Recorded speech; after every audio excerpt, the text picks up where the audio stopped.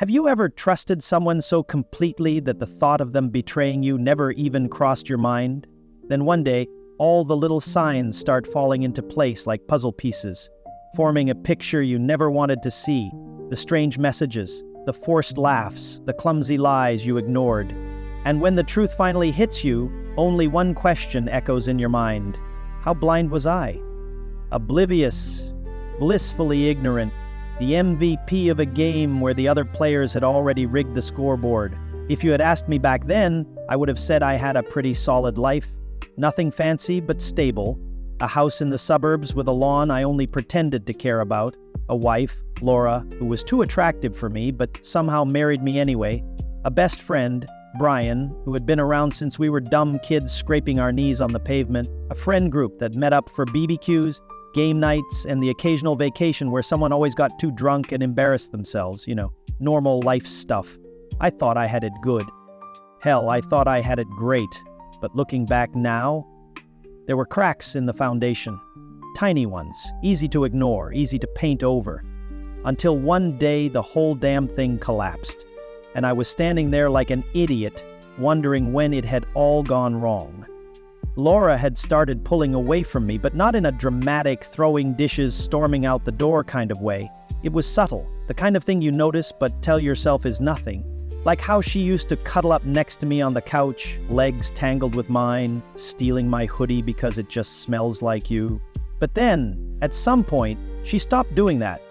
Instead, she'd sit at the other end of the couch, scrolling through her phone, laughing at something she never showed me. Like how she used to text me cute little messages during the day. Stupid things like, "Hope your meeting isn't too boring," or "Can't wait for our sushi date tonight." But then suddenly those stopped, replaced with shorter replies, delayed responses, and more "sorry, crazy busy today" texts. Like how date nights became a chore. She used to get excited about trying new restaurants, getting dressed up, asking which shirt do you like on me. Then it became, ugh, I'm exhausted, can we just order in? Now, I'm not clueless. People change. Marriages go through phases. Stress, work, life, it all gets in the way. I figured maybe we were just hitting a rough patch. That's what people say, right? Rough patches? Except this one didn't feel like a patch. It felt like a slow, deliberate shift. And Brian, he was acting weird too. Not in a, hey, I suddenly took up yoga and started drinking green smoothies kind of way, but in an I avoid you contact with you now way. He used to drop by unannounced all the time, just walk in like he lived there, which honestly was annoying, but also kind of comforting. Then, out of nowhere, he just stopped. Started canceling plans, making excuses. Sorry man, work's been insane. Dude, I'm just wiped. Rain check? I might have let it slide, chalked it up to life getting in the way, if it weren't for Michelle, his girlfriend.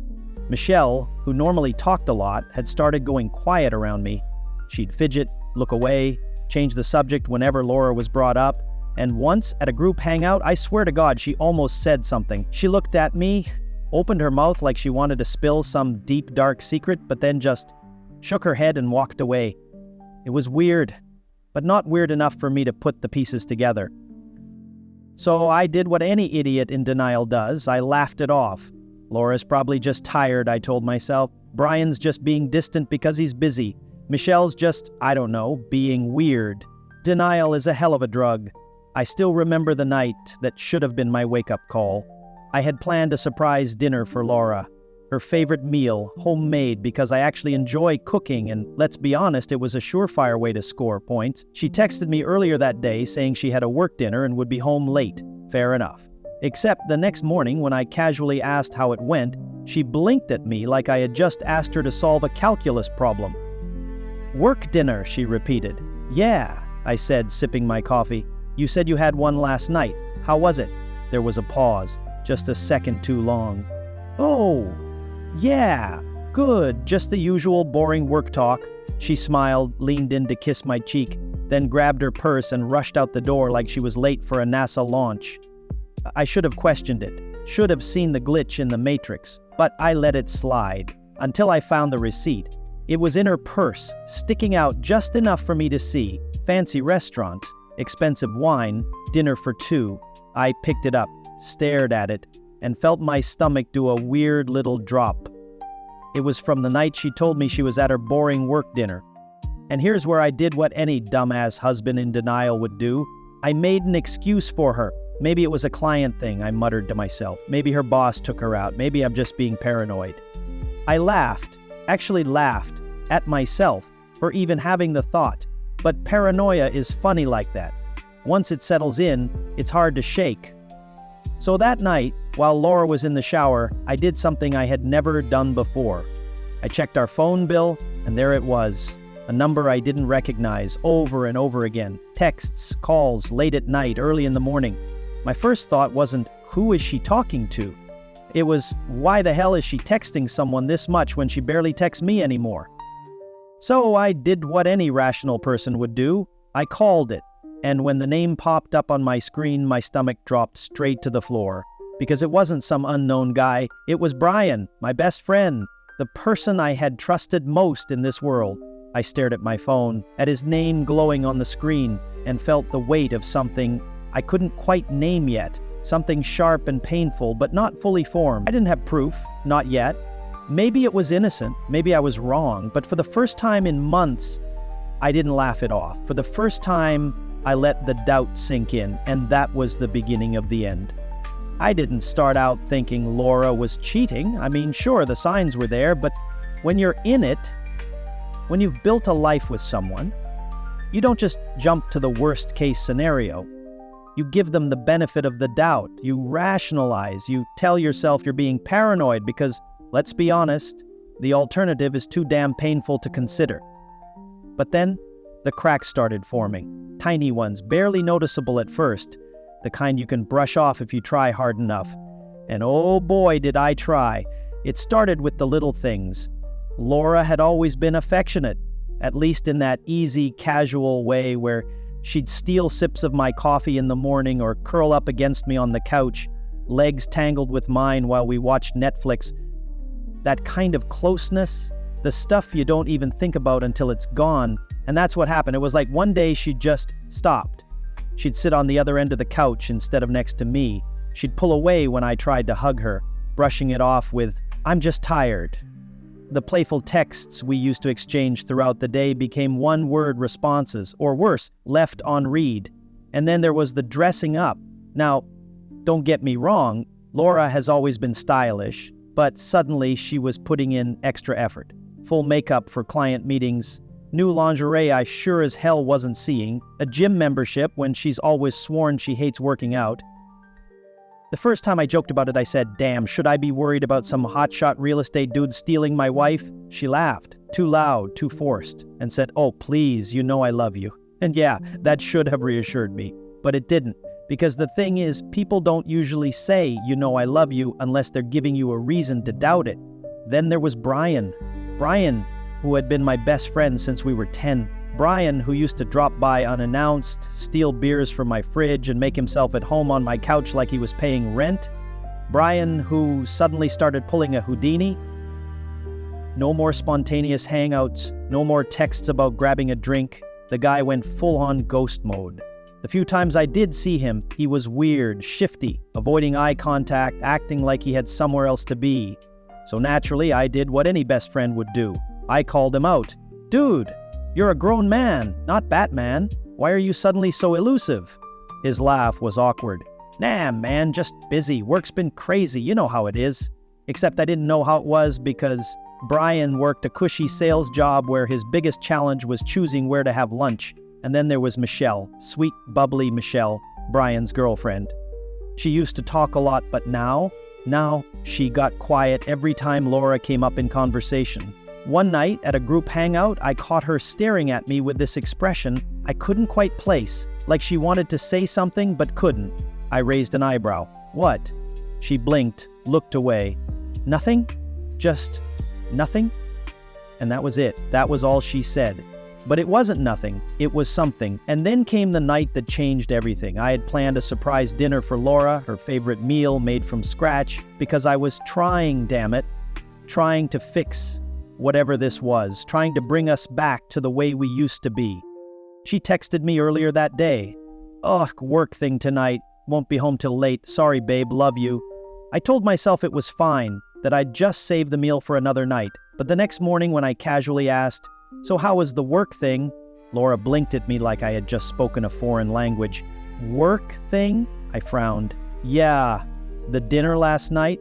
A pause, just a second too long. Then, "Oh, yeah, fine, just, boring business talk." She kissed my cheek, grabbed her purse, and left for the day. And that's when I found the receipt. It was peeking out of her purse, just enough for me to see. A fancy restaurant, expensive wine, dinner for two.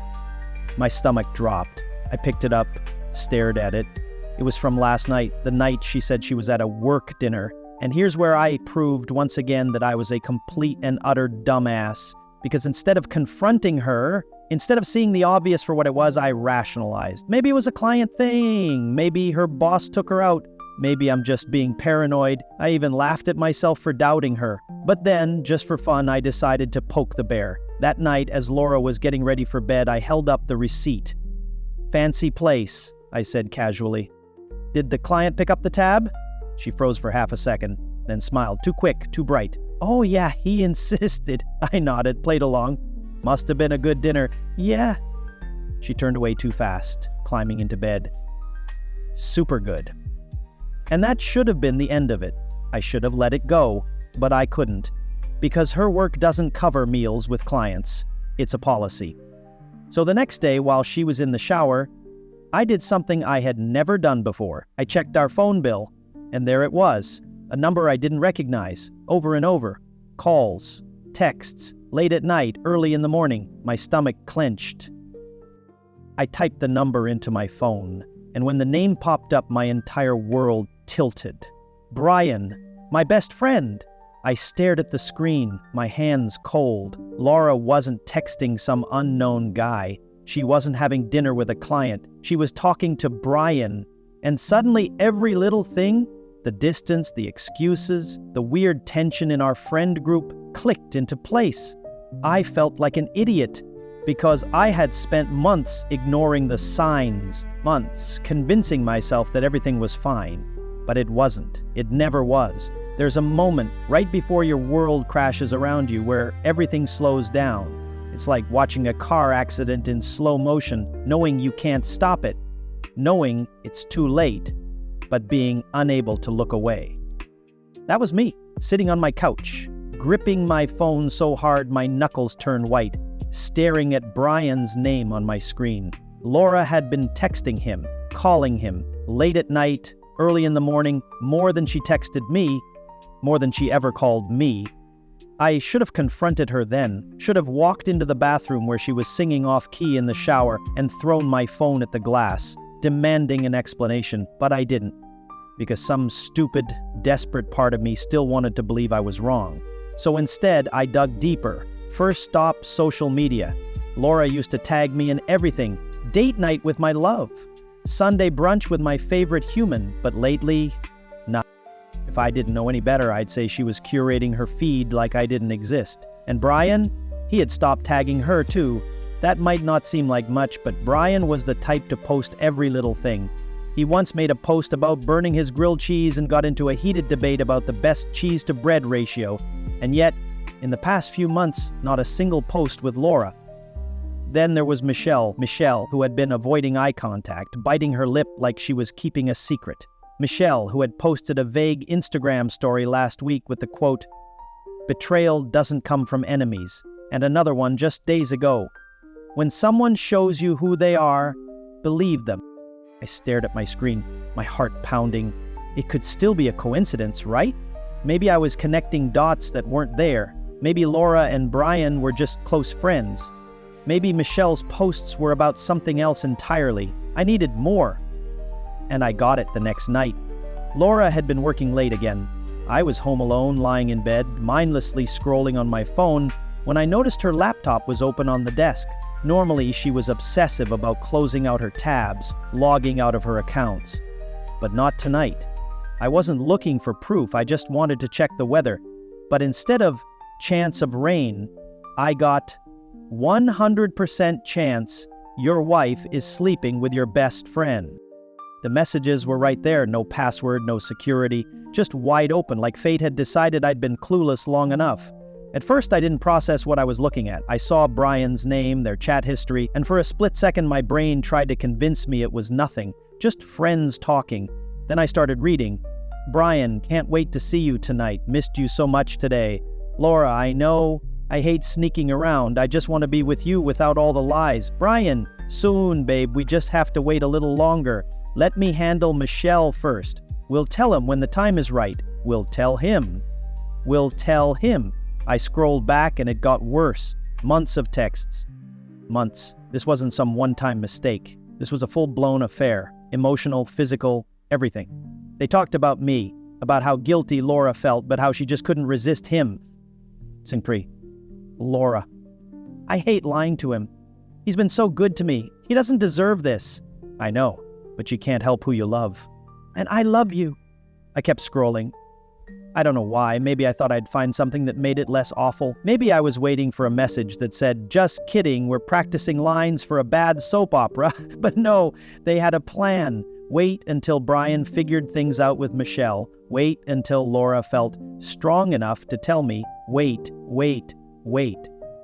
Like I was some dumbass on borrowed time, completely unaware that my wife and my best friend were just biding their time before dropping a bomb on me, and I just sat there. I always thought heartbreak would be loud, screaming, breaking things, throwing shit against the wall, but it wasn't. It was silent, just me sitting there staring at words that confirmed I'd been an idiot. I don't know how long I sat there. 5 minutes? An hour? Time didn't feel real, my body didn't feel real. Eventually I stood up. My movements felt mechanical. I walked to the kitchen, poured myself a drink, sat at the table staring at the glass like it had answers. I could hear the shower still running, Laura singing like nothing was wrong, and maybe that was the worst part. How normal everything still felt. The house wasn't on fire, the world hadn't stopped spinning, my dogs were still curled up on the couch, snoring softly. And yet, everything had changed. I had two choices.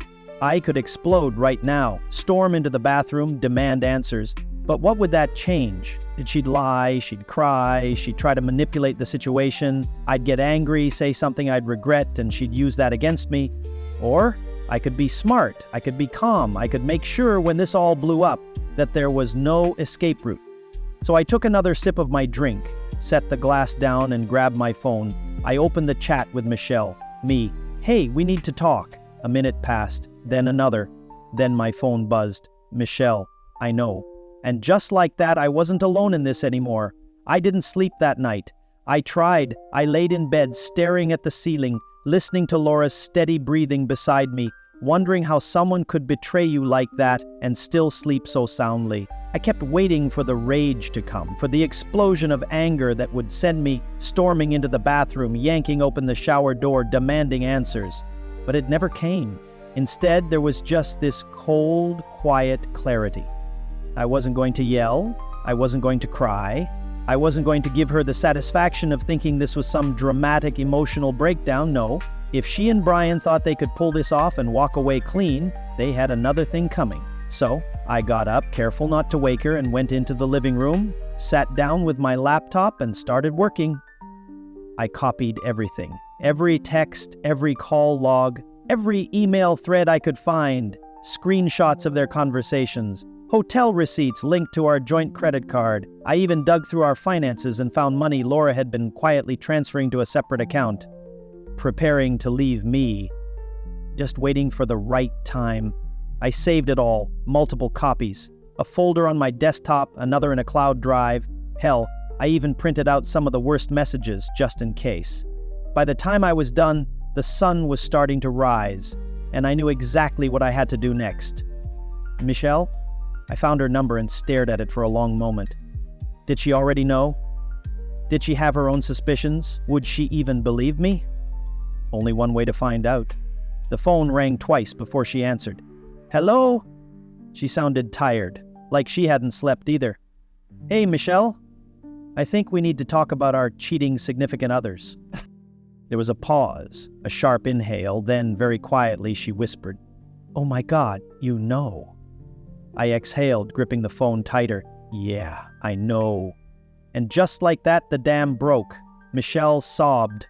Full body, gut-wrenching sobs. Not the polite, restrained kind, but the kind that had been bottled up for too long, breaking free all at once. I knew it. I fucking knew it! But he kept telling me I was crazy, that I was being paranoid, gaslighting me, making me feel like I was losing my mind. I closed my eyes. That part hit harder than I expected, because I knew exactly how she felt. You weren't crazy, I said. They just made sure we doubted ourselves long enough for them to get away with it. Another sniffle, then her voice, raw and shaking. What do we do now? I hesitated. I could tell her to leave it alone, to walk away. But fuck that. We make sure they regret it. The plan was simple. Step 1, act normal. Step 2, set the stage. Step 3, drop the bomb. So, I arranged a casual group hangout. Just a friendly little get-together, like old times. A few drinks, some laughs. Nothing out of the ordinary. I even made sure Laura thought it was her idea, which wasn't hard. She was always the social planner. Babe, we haven't all hung out in forever, she said excitedly that morning. It'll be fun. Oh, it would be fun. Just not in the way she thought. By the time everyone arrived, the atmosphere was light, almost nostalgic.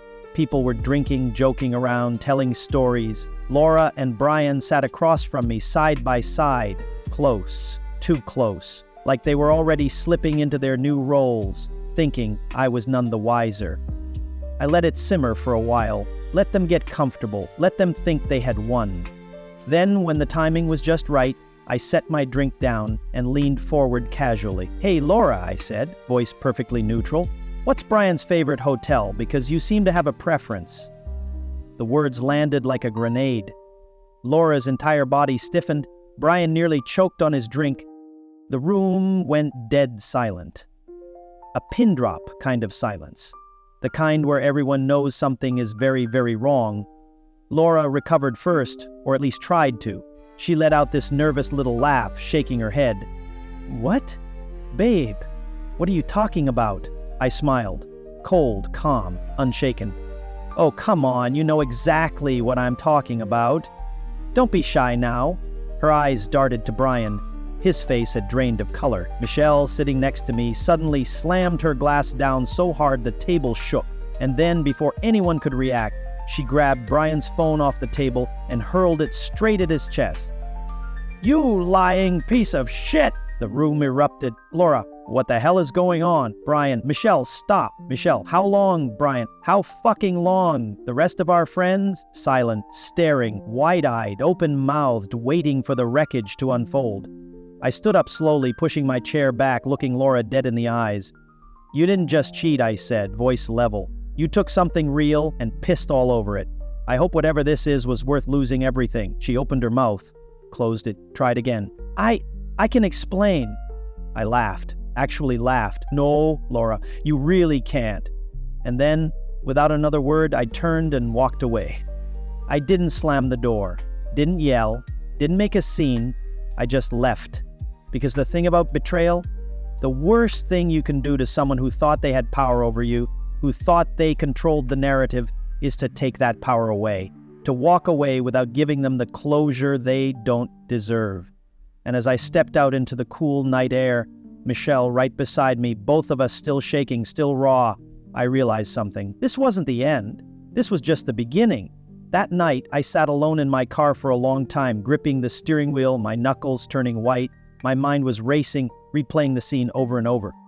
Laura's shock, Brian's stammering, Michelle's rage, the collective disbelief from our friends. I should have felt satisfied. I should have felt vindicated. But all I felt was empty. The reality of it all hit me like a gut punch. This wasn't just some breakup. This wasn't just losing a wife. It was losing my best friend. It was losing years of my life to a lie. I ran a hand down my face and let out a long, shaky breath. I didn't regret what I did, not one bit, but I knew this wasn't over, not by a long shot. I didn't sleep much in the days after the confrontation, not because I was overwhelmed or heartbroken. Those emotions had already burned out. It was more like my brain wouldn't shut up. Every time I closed my eyes, I replayed the last few months, picking apart every detail, every little thing I had ignored.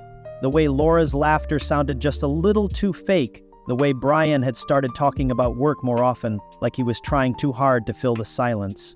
The way Michelle's eyes had darted away from mine every time someone mentioned Laura. I kept coming back to one question: how did I let this happen? Not in the poor me kind of way. I wasn't wallowing in self-pity. I was just angry at myself, at them, at the situation. I had spent years building a life with Laura, trusting Brian, surrounding myself with friends who, when push came to shove, couldn't even pick a damn side. The morning after the confrontation, Laura kept texting, "Laura, we need to talk. Please don't do this like this. Laura, I know you're mad, but can we be adults about this?" Oh, now she wanted to be adults. Now, after 6 months of lying to my face, she wanted to sit down like two rational, emotionally mature people and have a conversation. I left her on read. I had bigger things to do. I called a lawyer that morning, set up a meeting, and within the next 48 hours, the paperwork was in motion. Laura tried to stop me. She showed up at my apartment, yes, my apartment, because I had packed my bags and left. There was no way in hell I was going to spend another night in that house, knowing she had been bringing Brian into it while I was working, sleeping, living like a fucking idiot under the same roof. She looked rough, smudged mascara, dark circles under her eyes, like she hadn't slept either. "I made a mistake," she whispered. I leaned against the doorframe. Which part? The 6 months of lying, the hotel receipts, the secret bank account? She flinched. I could see the gears in her head turning, trying to figure out the right approach. "It wasn't supposed to happen like this," she said, voice shaking. I scoffed. "Yeah? What was the plan then? Wait until I found out on my own? Or were you going to tell me when Brian was done figuring things out with Michelle?" Her lip trembled. "I still love you." And that's when I lost whatever scraps of sympathy I had left. "You don't get to call it a mistake when you did it for 6 months and had a whole plan." She started crying then. Loud, dramatic sobs. The kind that once upon a time would have made me feel guilty, would have made me pull her into my arms and tell her everything would be okay. But this wasn't once upon a time. This was now. So I shut the door in her face. You'd think that after something like this, the friend group would automatically rally behind the person who got screwed over. Turns out, that's not how it works. At first, people were supportive. There were the obligatory "holy shit man, I can't believe this" texts. The casual acquaintances who messaged me on Instagram saying, "Bro, I always thought Laura was sketchy." The ones who showed up with beers and sympathetic nods. But then there were the others. The "let's not take sides" crowd.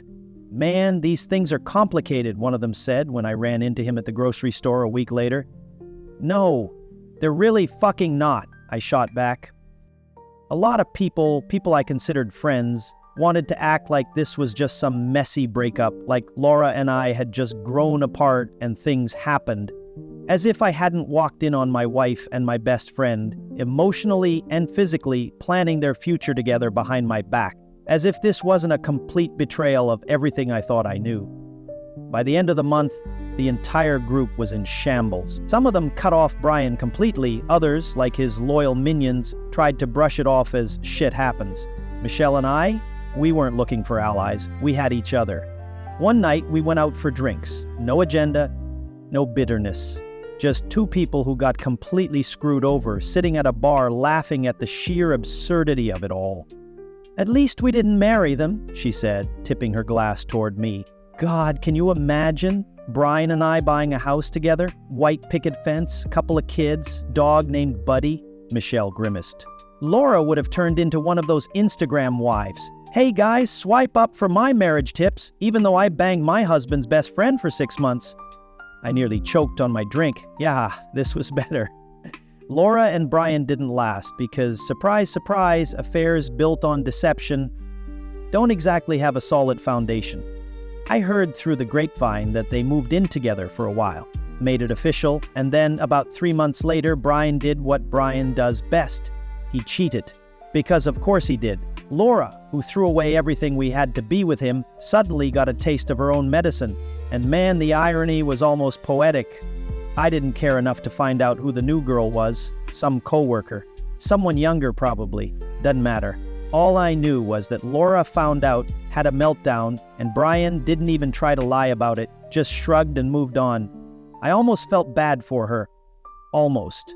Then I remembered every lie she told me. Every night she came home and kissed me like nothing was wrong. Every excuse, every manipulation, every time she looked me in the eyes and pretended to love me. Nah, no sympathy here. And then, one night, months after I had finally put this all behind me, my phone buzzed with a message. "Laura, I miss you. I made a mistake." I stared at it for a long moment. Then, without hesitation, I left her on read, poured myself a drink, and enjoyed the peace of my new life.